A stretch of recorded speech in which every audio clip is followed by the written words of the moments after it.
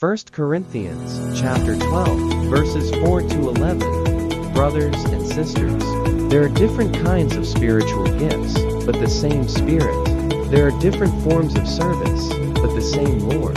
There are different workings, but the same God who produces all of them in everyone. To each individual the manifestation of the Spirit is given for some benefit. To one is given through the Spirit the expression of wisdom, to another the expression of knowledge, according to the same Spirit, to another faith, by the same Spirit, to another gifts of healing by the one Spirit, to another lay deeds, to another prophecy, to another discernment of spirits, to another varieties of tongues, to another interpretation of tongues.